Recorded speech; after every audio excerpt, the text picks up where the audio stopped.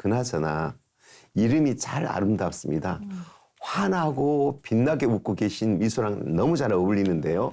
실례가 안 된다면 이름을 누가 지어주셨는지 그 뜻이 무엇인지가 좀 궁금합니다. 네. 제 또래 그 시기에 한글 이름이 좀 유행을 했다고 해요. 그래서 이제 빛나라는 이름을 원래 지어주시려고 아버지께서 준비를 하셨는데 이제 목사님께서 모르시고 이제 윤미라는 이름을 선물로 주신 거예요. 네. 그래서 이제 그걸 아버지께서 또 조합을 하셔서 두 개 이름을? 네, 빛날 윤미로. 그래서 지금 전 세계에 저밖에 이 이름을 가진 사람이 없습니다. 그렇죠. 있겠습니까? 없지요. 그렇군요.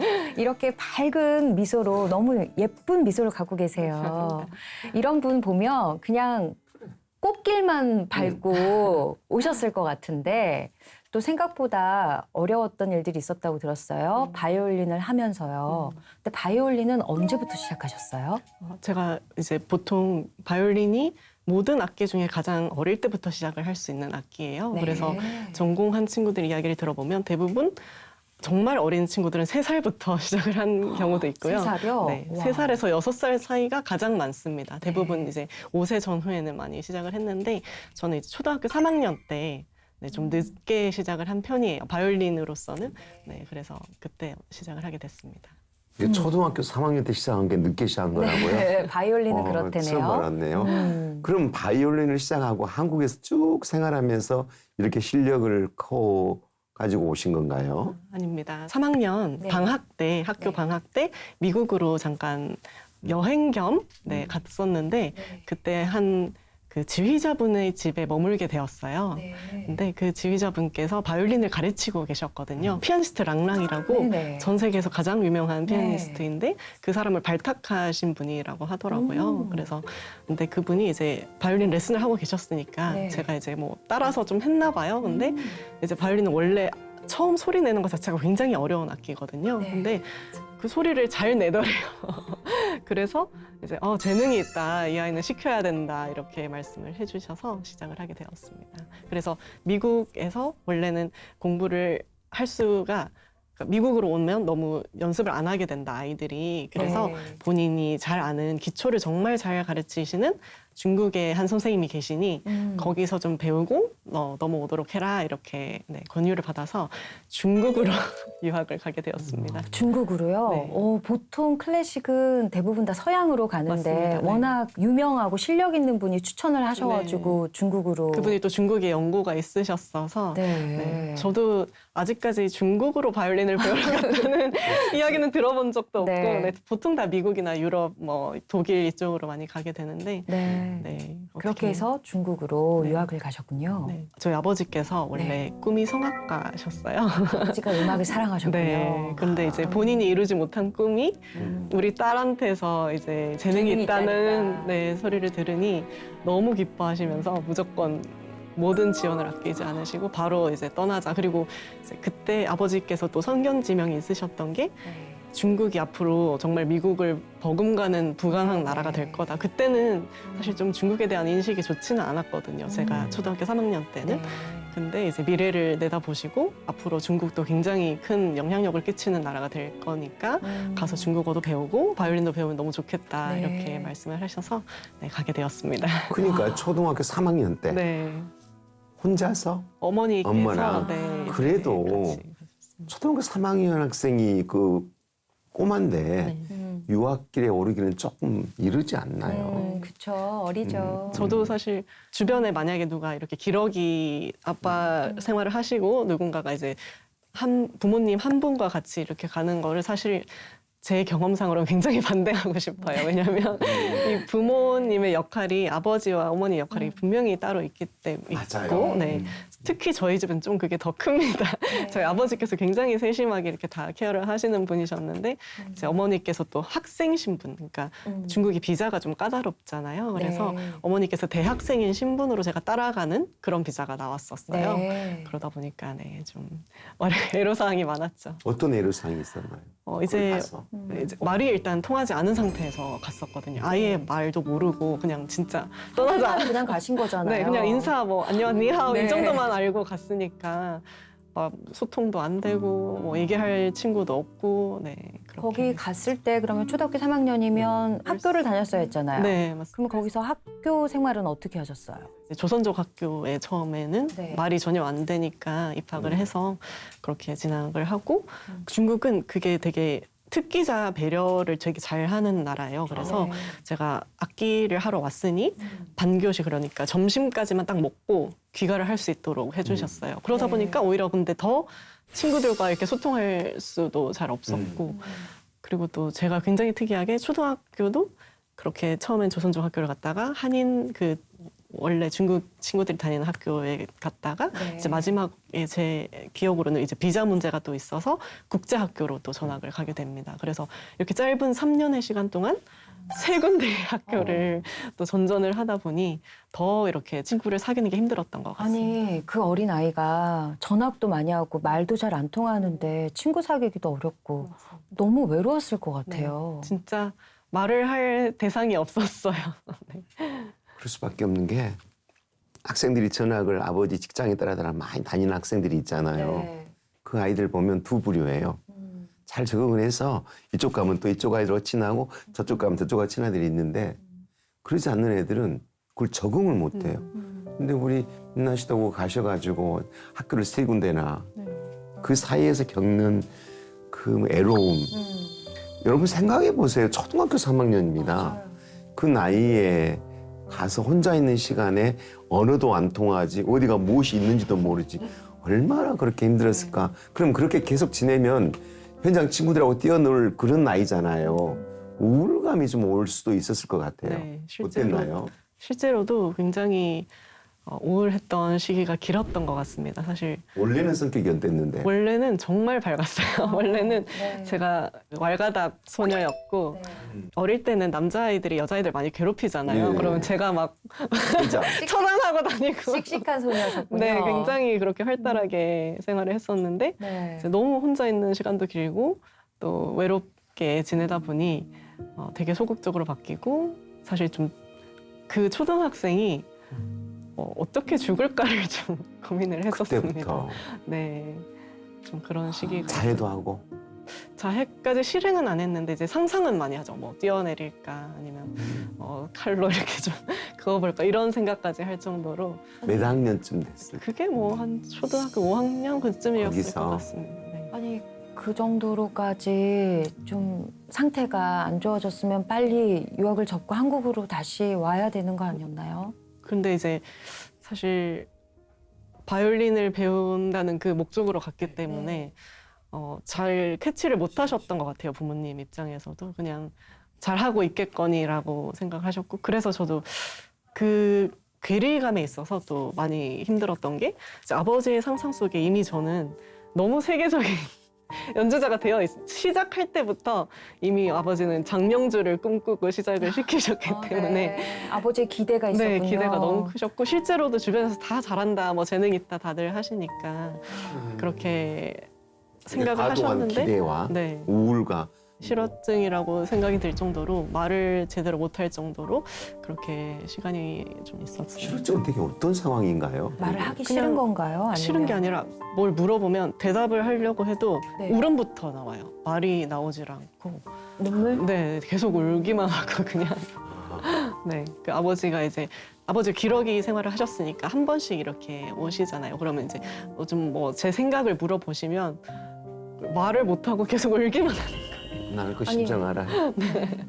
아니 근데 상태가 그 정도가 됐으면 빨리 한국으로 오셨어야 됐을 것 같은데요. 네. 그렇게 귀국을 하게 된 계기가 또 네. 있었는데요. 근데 이것도 사실 아버지가 얼마나 저에 대한 기대가 컸는지를 좀 알려주는 대목이 이제 정경화 씨, 네. 네, 우리나라에서 가장 유명한 세계적인. 네, 그렇죠. 세계에서도 정말 손꼽히는 바이올리스트인 정경화 씨께 단독 오디션을 볼 수 있는 기회를 마련해 주셨어요. 아버지가 네. 그 기회를 마련해 오셨어요? 네. 와, 그러니까- 맹모 아버지시네요.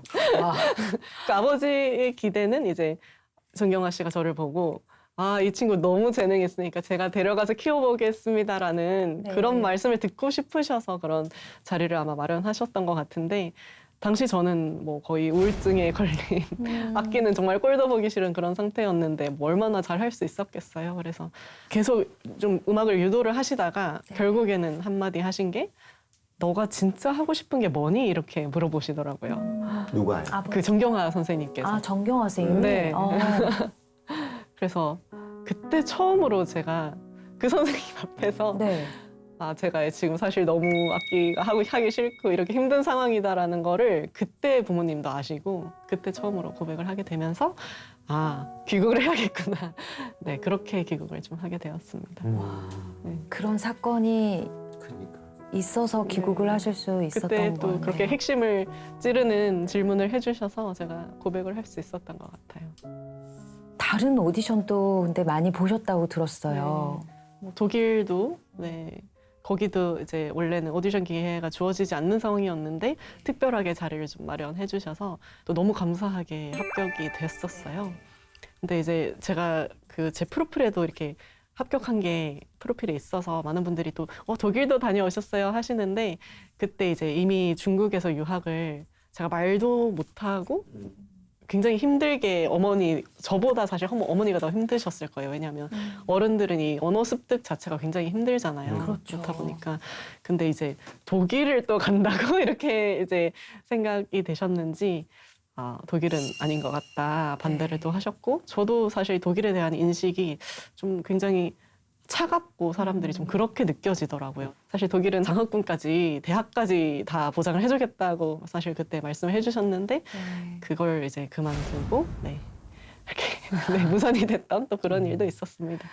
중국에서의 그 아픔이 있었기 네. 때문에 독일에서의 좋은 기회도 그냥 미련 없이 네. 그냥 내려놓을 수 있으셨던 것 네. 같은데 그런 상황에서 네. 그러면 윤미 씨 건강은 괜찮았어요? 그렇다 보니 원래 제가 이제 6살 때부터 사실 아토피가 네. 좀 있었는데 네. 그때 증상이 정말 너무 심해져서 그냥 밖을 나갈 수가 없을 정도로 심해졌었어요. 그게 특히 또 하필 제가 악기를 하는 사람이 손의 증상이 너무 심해서 이제 이 아토피는 사실 목이 간지러운 거는 비교도 안 되거든요. 저는 이게 너무 간지러운 게 이게 익숙하니까 모기는 느낌이 별로 없어요. 그 정도로. 정도예요? 네, 그냥 최소 10배 이상은 느껴지는 간지러움이 모기는 참을 수 있거든요. 그냥 이렇게 꾹 누르면 저는 끝나요. 근데 이 아토피는 참을래야 참을 수가 없는 간지러움이 동반이 되니까 계속 끓게 되고 그 끓으면 피가 나고 진물이 나거든요. 그러면 그 진물이 이제 굳은 상태에서 손이 이렇게 굳어버려요. 무슨 마귀알밤 손처럼. 아, 진짜. 네, 진물로 굳으니까 찢어져 있기도 하고 그러니까 필 수가 없는 거예요. 그러니까 이제 아예 밥을 스스로 이제 수저질을 할 수 없는 손만 그런 거예요?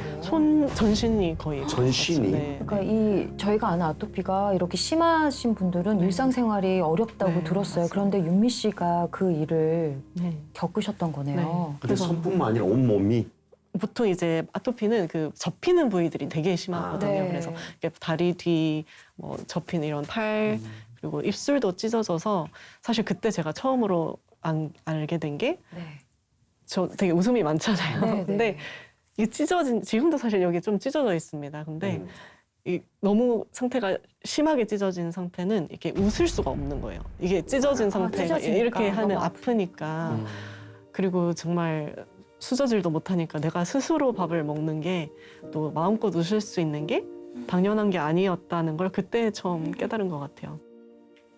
그래서 정말 우리가 감사할 일이 무엇이 있냐라고 생각이 들 때도 있지만 그때를 생각하면서 아, 내가 오늘 스스로 밥을 먹었지, 내가 마음껏 웃고 있지 이런 사실만으로도 참 감사하게 되는 것 같습니다. 저는 아토피 피부염이 저렇게 네. 힘든다는 건 처음 들어보네요. 네. 지금은 좋아 보이세요. 다 나으신 거죠? 아, 지금도 사실 손이 찢어지기도 하고, 네, 지금도? 네, 지금도 그렇게까지 심하진 않은데요.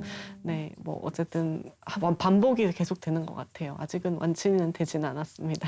그러면 지금 손에 그 흔적들이 그때 그 아팠던 흔적인가요? 네, 맞습니다. 지금 뭐 손톱이 변형이 올 정도로 네. 네, 워낙 손에 또 증상이 심했어서 네, 좀 그렇습니다. 생각지도 못할 또 일이 벌어졌네요. 지금은 보여주세요. 굉장히 많이 호전된 상태인데 오. 네, 정말 심할 때는 아예 이 상태에서 정말 피지를 못했었어요.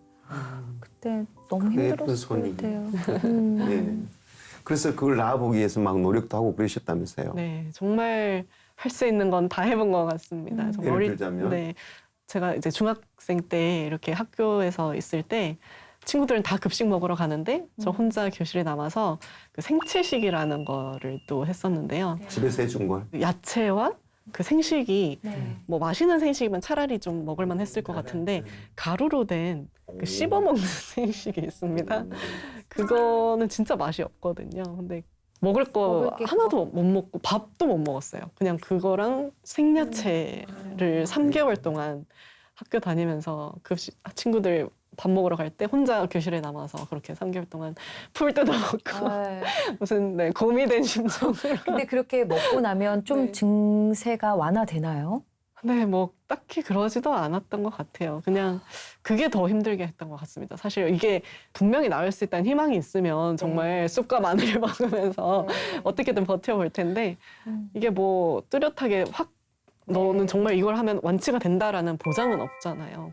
그런데 정말 그렇게 생채식도 하고 또 뭐 된장찜질이라고 정말 별별 네, 된장을 이렇게 따뜻하게 이렇게 뭐 하는 장 운동이 뭐 활성화된다 해서 제가 이 말을 사실 해도 되나 모르겠는데 심지어는 그 소변까지 소변요법이라는 게 있었어요. 그런 말이 그래서 있었어요. 네, 그것까지 할 정도로 그러니까 정말 할 수 있는 건 정말 다 해봤던 것 같아요.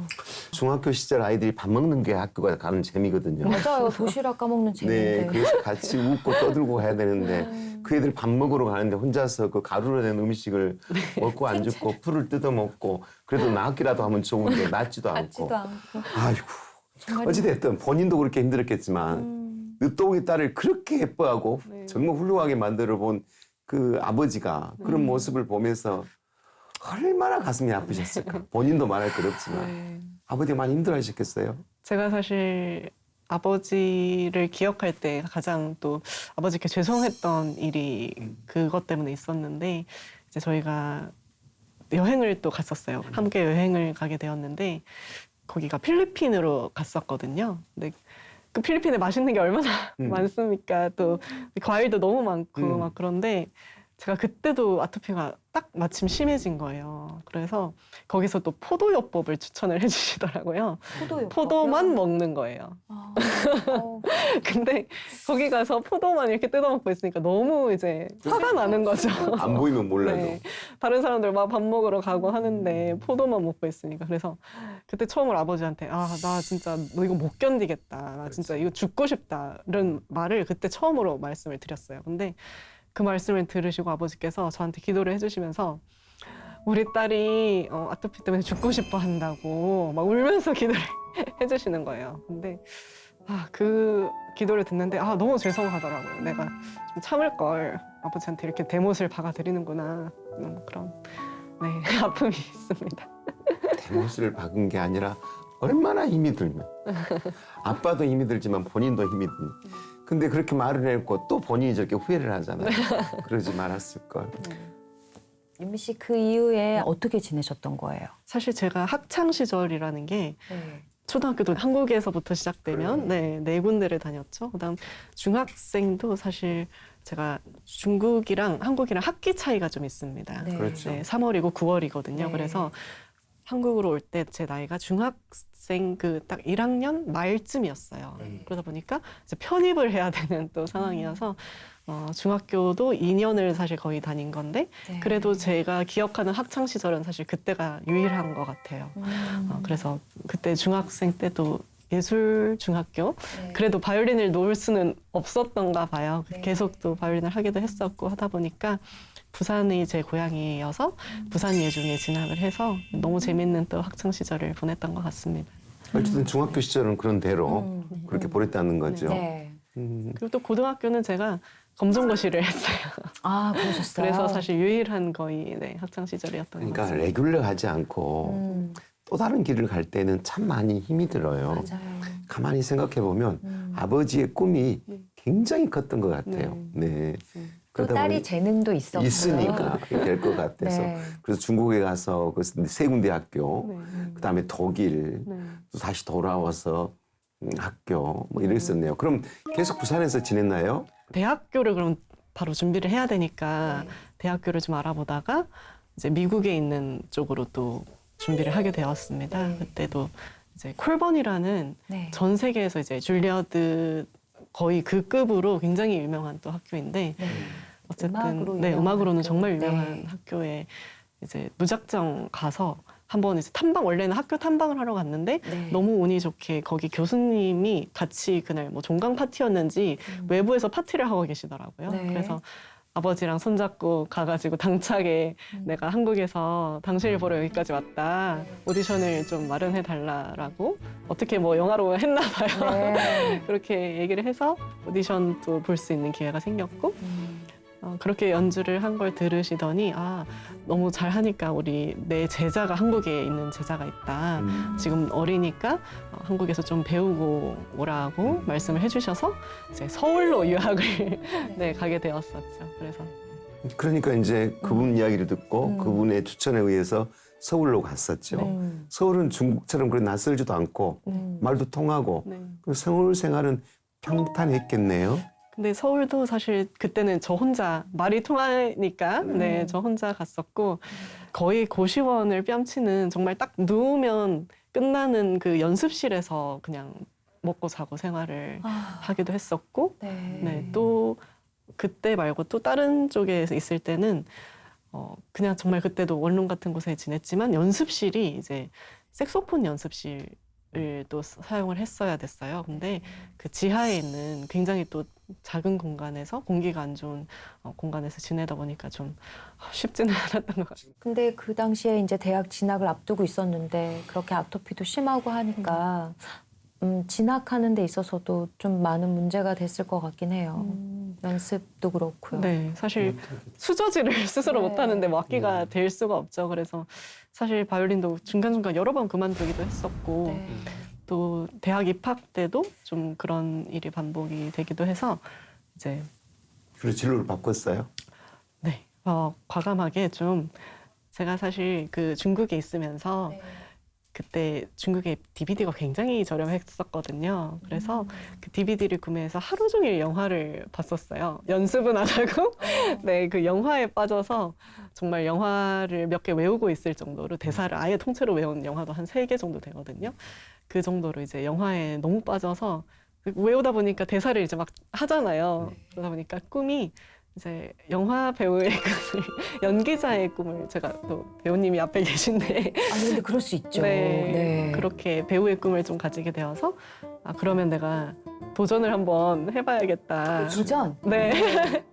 그렇게 생각이 들어서 아예 바이올린을 그만두고 이제 연기자로 조금 해보고 싶다라는 또 말씀을 드려서 엔터테인먼트 학과에 또 진학을 하게 되었습니다. 네. 사실 아버지는 제가 딸의 말에 항상 찬성을 하시는데 저희 어머니께서는 이제 저 가시나 다리 멍들이 부숴버린다. 네, 좀 그런 반대를 하시기도 했지만 어쨌든 네, 제 성격이 또 하고 싶은 건 무조건 해야 되는 그런 스타일이어서 네, 감행을 좀 했었습니다.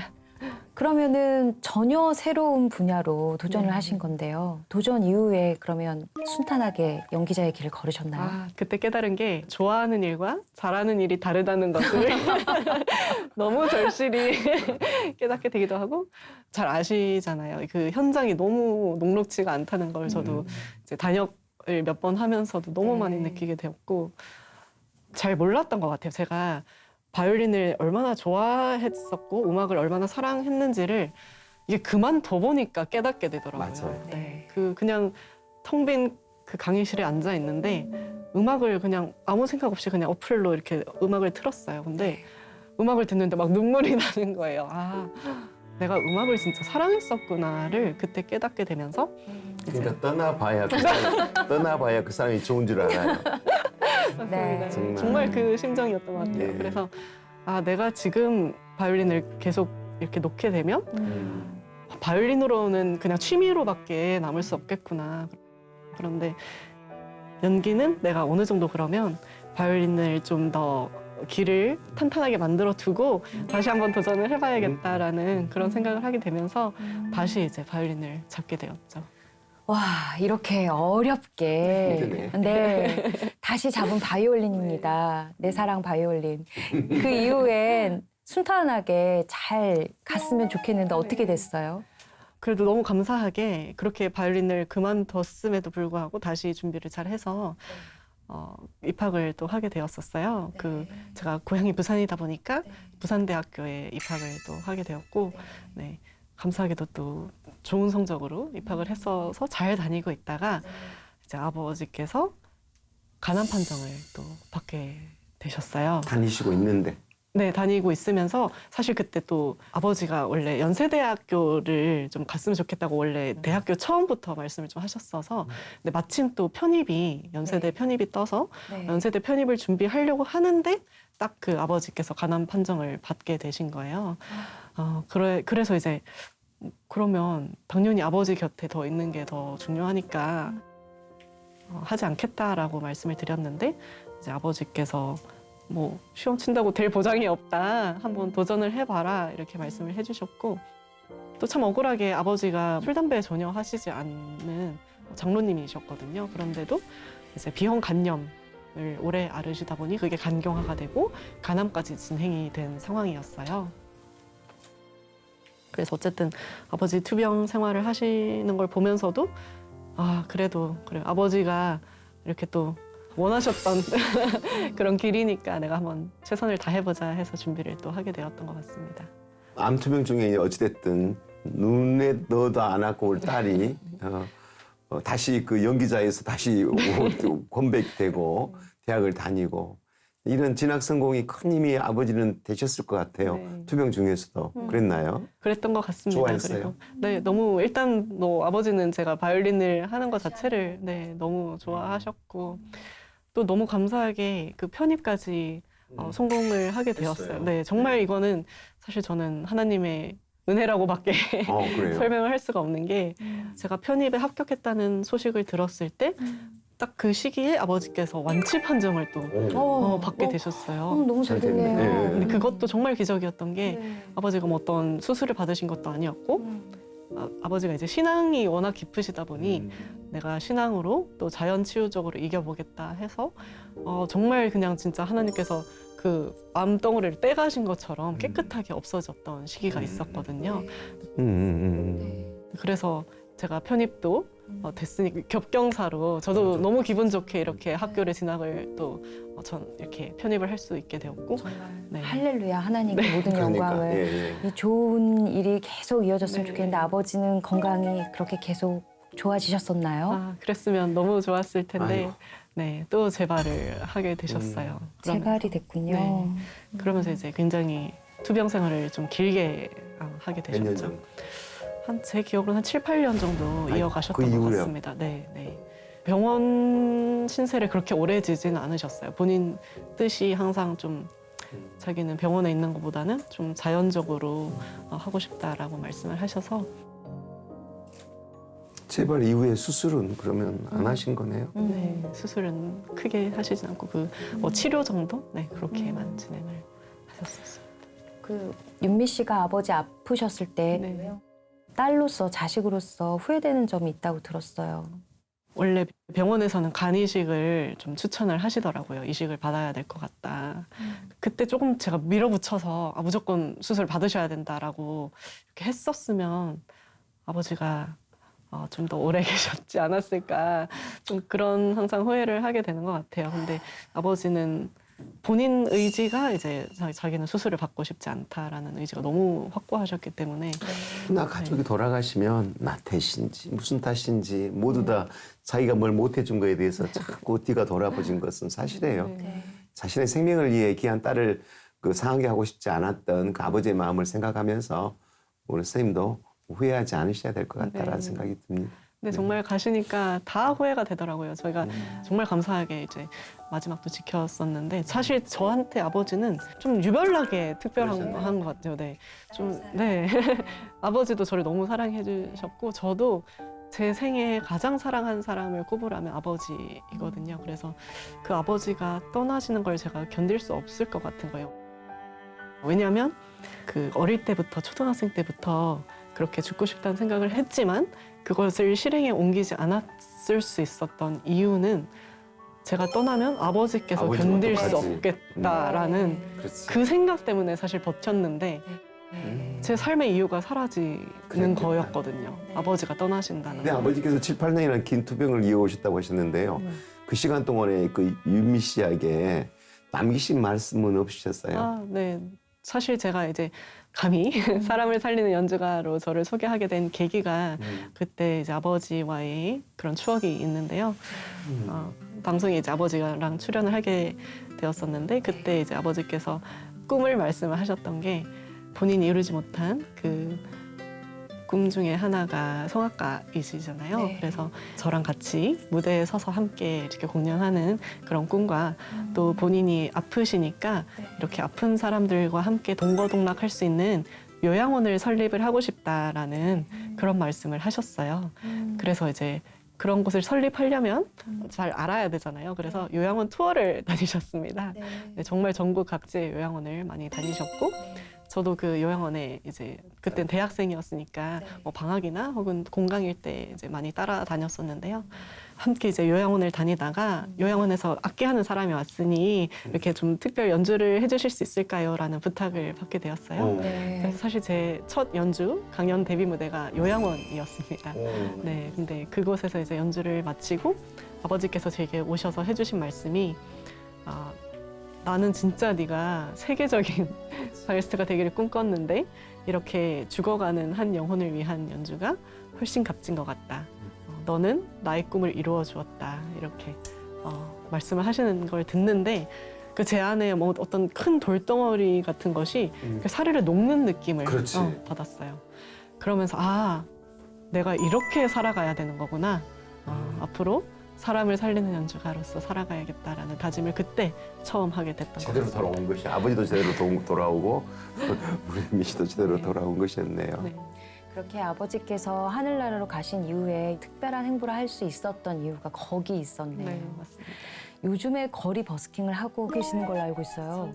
네. 그 계기도 이제 수서역에 앉아 있는데 네. 제 옆에 앉으신 분이 너무 아버지의 투병 시절을 보는 듯한 분이 앉아 계시더라고요. 근데 아버지 닮은 분. 네, 근데 돌아보니 좀 아프신 분들이 유독 눈에 띄더라고요. 그래서 왜 이렇게 환우분들이 유독 많으실까를 이유를 궁금해서 찾아보니 그 대형 셔틀, 그러니까 대형 병원 네. 다 수서역에 셔틀버스를 운행을 하고 있더라고요. 네. 그래서 이제 정말 전국 각지에서 환우분들이 많이 다니시는 걸 알게 되고 네.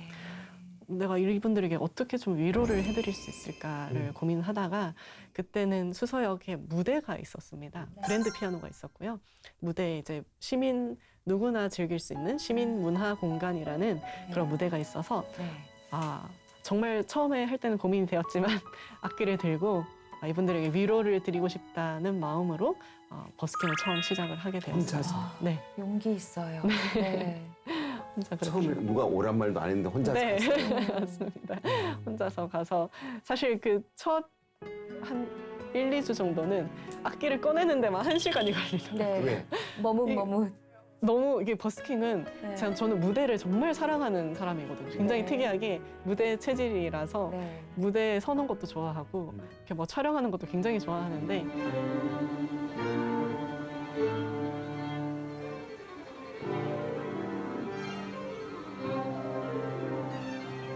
거기는 사실 이렇게 앉아있는 이런 의자가 쫙 깔려 있어요. 그리고 무대가 있고 근데 그분들은 그냥 쉬고 계시는 건데 듣고 싶지 않을 수도 있는 거고 뭐 어떻게 방해라고 생각을 할 수도 있는 거고 그러다 보니까 유독 좀 망설여지더라고요. 내가 이 악기를 꺼내야 되는 게 맞나. 네. 네, 그런 시간들이 있었는데 이제는 뭐 고민도 안 하고 내려놓고 처음에 하죠. 들어갈 때 네. 뭐 사람들이 앉아 있었어요? 네, 다 그때는 이제 무대였었기 때문에 아예 무대처럼 돼 있는 공간이었거든요. 클래식 연주를 하는 분이 거리에서 혼자 연주를 이어간다는 게 쉬운 일이 아닐 것 같아요. 네. 비가 오나 눈이 오나 쉬지 않고 매주 네. 그 환자분들을 위해서 네.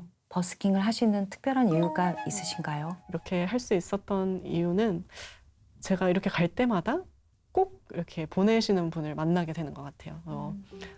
제가 시작하게 된 계기가 이제 아버지 같은 분들을 위로하고 싶다라는 그 마음이었잖아요. 투병하시는 분도 힘들지만 보호자분들도 굉장히 힘드시거든요. 같이 오히려 더 힘든 시간을 겪게 되는 것 같기도 한데 그런 분들이 다니실 때 조금이나마 위로를 드리고 싶다는 마음으로 하게 되었던 것이 내가 이렇게 한다고 누가 위로를 받을까? 누가 정말 그런 사람을 만날까 하는데 정말 그 메시지를 또 받았던 게 본인이 이제 그냥 자기 일이 아닐 때는 좋은 일 하시나 보다라고 생각을 했는데 본인 남편이 갑자기 말기암 선고를 받으셨대요. 그러면서 이게 진짜 내 일이 되니까 너무 위로가 된다라는 메시지를 또 보내주신 분도 계셨어요. 그래서 실제로 제가 그분이 계신 병원에 직접 방문을 드려서 연주를 또 직접 그분들 앞에서 해드렸는데 너무 눈물을 계속 연주 듣는 내내 눈물을 두 분이서 막 부둥켜 안고 눈물을 흘리시더라고요. 네, 부부께서. 얼마나 위로가 됐을까요? 특별히 기억에 남는 분들이 여럿 계실 것 같은데. 그래서 정말 그분들이 네. 제가 그렇게 연주를 해드렸잖아요. 그리고 네. 사실 목사님도 모시고 가서 제가 영접 기도까지 하시고 네, 그렇게 아름답게 마무리가 됐는데 사실 저는 그분이 회복을 하실 거라고 믿었는데 정말 그 한 2주 정도 뒤에 부고 소식을 듣게 되었어요. 돌아가셨어요. 네, 그래서 정말 인생이 이렇게 엄무하구나. 근데 또 너무 감사했던 거는 내가 만약에 그때 망설이고 하지 않았더라면 마지막 기회였구나, 그게. 정말 그래서, 잘했어요. 그래서 정말 내가 할 수 있을 때 무조건 달려가야겠다라는 그때 너무 그런 생각이 들었고 또 장례식까지 제가 가서 또 연주도 마지막으로 해드리고 그런 일도 있었고요. 최근에는 또 한번 불특정 다수분들이 이렇게 오시고 오가시잖아요. 근데 제가 연주를 하는데 어떤 분이 이렇게 서 계시는데 아버지가 보시는 느낌이, 그러니까 제 친아빠가 보는 듯한 느낌이 드는데 아버지가 만약에 투병 시절 때 저 같은 사람이 이렇게 하는 걸 보셨으면 되게 위로가 되셨겠다 그런 생각도 들고 또 아버지가 만약에 제가 이렇게 하는 모습을 보시면 되게 기뻐하셨겠구나, 너무 잘하고 있다 따라 이렇게 말씀을 하시겠구나라는 좀 그런 생각이 들었습니다. 아버지 보고 싶죠? 너무 보고 싶죠. 너무 보고 싶죠. 저도 미 씨 이야기하는 거 보니까 아버지가 어떤 사람인지 그려지는 거 있죠. 저도 꼭 우리 딸한테 이러고 있거든요. 그냥 닮아 보여요. 근데 그 아버지도 엄청 닮아 보이셨네. 맞습니다. 정말 어릴 때는 죽을 만큼 짐 같은 바이올린이 이제 또 다른 생명들을 살리게 되었고 린날미 씨 인생도 살리게 된 것 같은데요. 어떤가요? 맞습니다. 정말 저도 이제 제 삶의 이유가 그런 것 같아요. 저를 통해서 그렇게 위로를 받으시고 그렇게 힘이 됐다는 말씀을 들을 때마다 내가 오늘도 살아갈 이유가 이거구나. 정말 살만 나시겠어요. 네, 정말 그런 것 같습니다. 그래서 뭐 이렇게 수서역에도 가는 이유가 이제 갈 때마다 항상 그렇게 사연을 또 나눠주시고 어떤 분들은 자기 투병 생활 때 넬라 판타지아라는 곡이 너무 위로가 됐는데 해주실 수 있냐라는 즉석 신청곡을 또 해주시기도 하고 한우들을 위한 윤미 씨 콘서트도 해도 돼. 그래서 많은 분들 가족들이 와서 위로받고 가면 좋겠다는 생각이 드네요. 네. 사실 제가 가장 오래 봉사활동을 했던 곳은 베이비박스입니다. 한 10여 년 전부터 시작을 하게 되었었는데요. 처음에는 이제 연주를 해주러 방문을 했다가 연주하는데 제가 사실 정말 전국 각지 어디서 연주를 해도 그 정도로 뜨거운 반응을 해주는 친구들이 없어요.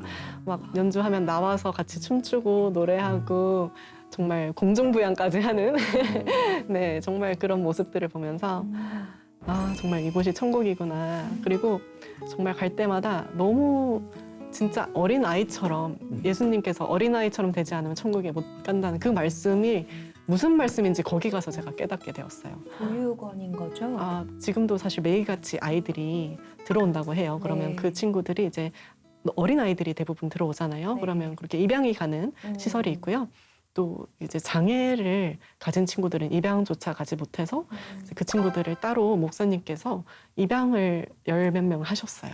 그래서 그 친구들이 있는 곳에 저는 방문을 하는데 그래서 원래는 이제 연주를 이렇게 10여 년 전부터 해주다가 하루는 목사님께서 이렇게 흘리는 목소리로 이 친구들 바이올린을 좀 배웠으면 좋겠는데 이렇게 말씀을 하시더라고요. 네. 그래서 저는 사실 연주를 많이 하지 레슨은 또 조금 달란트가 다르다고 좀 생각은 하거든요. 그래서 근데 또 장애를 가진 친구들이다 보니 좀 부담이 되었었는데 너무 감사하게 그때 마침 또 바이올린 레슨을 할 수 있는 공부 가르치는 그쪽으로 제가 석사를 하게 되면서 이제 작년부터 아이들에게 바이올린을 가르쳐주고 있습니다. 너무 네. 좋은 재능 기부네요. 제주도 가서도 아셨다면서요? 네, 그렇게 또 제주도까지 또 가서 그때는 아버지가 이제 살아계실 때 제가 함께 방문을 했었던 적이 있는데 아버지랑 같이 그래서 노래를 아버지는 하시고 저는 바이올린을 하는 그런 일이 있었습니다. 근데 그때 또 같이 함께 하셨던 노신사분께서 오셔서 자기가 언제 평생 이런 음악을 들어보겠냐. 너무 너무 좋았다. 자기 평생 기억하겠다라는 그런 말도 해주시고 또 제가 연주할 때 그렇게 막 우는 분이 많으세요. 연주를 들으시면서 막 그렇게 우는 분들을 보면서 있어요. 말을 안 해도. 네. 그래서 그분들을 보면서 저도 위로를 받고 제가 어제도 100명이 넘는 분이 계시는 군부대에 다녀왔는데 네. 네. 그렇게 큰 뭐 100명, 300명 이런 무대에 서면 굉장히 떨리잖아요, 사실. 네. 근데 그런 무대에 서도 이제는 이분들이 나의 음악을 통해서 위로를 받았으면 좋겠다라는 그 목적 네.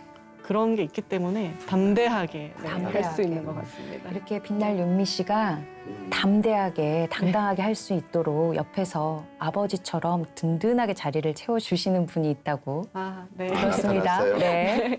사실 저희 아버지께서 이제 꿈이 제가 결혼하고 아이를 손주가 초등학생 때까지 되는 걸 보고 싶다는 것도 하나의 꿈이셨는데 그러지 못하고 떠나셨잖아요. 근데 너무 또 감사하게 정말 아버지가 보내주신 것 같은 남편을 만나게 되어서 굉장히 또 감사하게 생각을 하고 있습니다.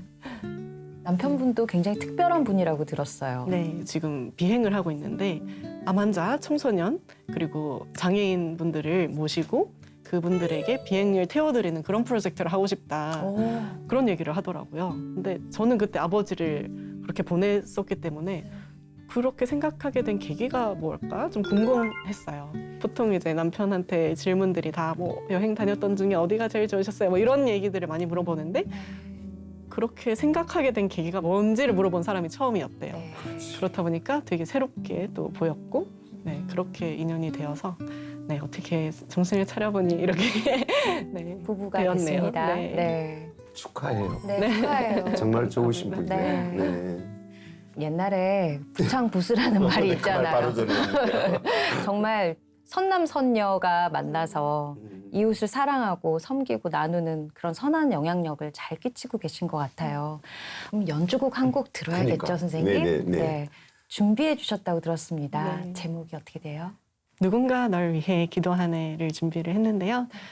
이 곡은 사실 가사부터가 누군가 널 위해 기도한다는 정말 저에게도 그 암흑 같던 그 시절의 저에게도 굉장히 큰 위로가 되었던 곡이기도 하고 또 제가 항상 전하고 싶은 메시지인 힘든 상황 가운데 계신 모든 분들께 혼자가 아니다. 누군가가 항상 여러분들을 위해 기도하고 있고 또 정말 우리 예수님께서 성령님께서 여러분들 모든 것을 아시는 누구보다 나보다 나를 더 아시는 그분께서 당신을 위해 기도하고 있다라는 그 마음을 담아서 연주를 해보도록 하겠습니다. 네.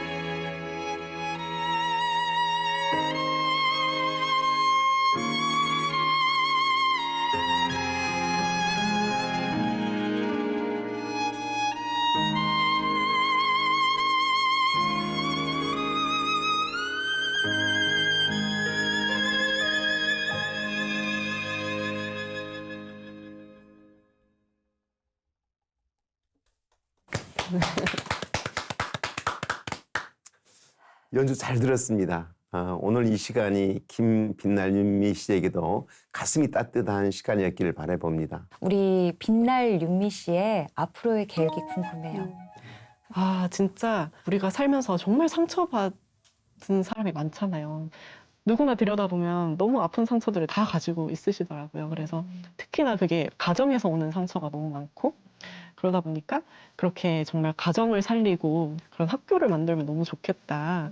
그래서 그런 요양원과 또 가정을 살릴 수 있는 어떤 그런 치유를 하는 그런 프로그램을 가진 뭐 학교도 좋고, 지금 구체적으로 정해지지는 않았지만 그런 시설을 좀 설립을 해보고 싶은 게 최종 목표이고요. 정말 아버지 말씀대로 그렇게 아프신 분들과 함께 동거동락하는 그런 삶을 또 살아가고 싶고, 또 저는 제 사명이 정말 제 연주를 들려드림으로써 치유를 받는 그 분들 많이 만나는 게 제 목표이거든요. 그래서 이 방송을 보신 분들이 어디서든 많이 또 연락을 주시면 제가 최대한 힘이 닿는 한까지는 달려가 보도록 하겠습니다.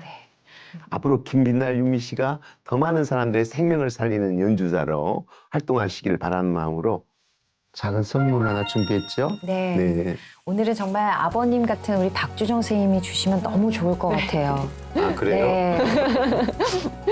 이 꽃은 샤론의 꽃입니다. 고난에서도 피어나는, 사막에서 피어나는 꽃이라고 합니다. 감사합니다. 감사합니다.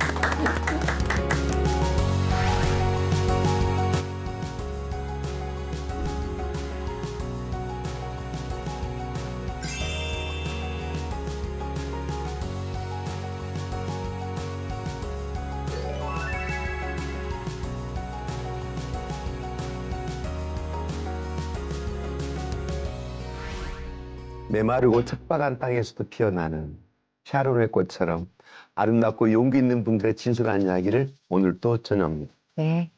샤론의 꽃은 그 시기만 다를 뿐이지 누구나의 인생에서 꼭 피어납니다.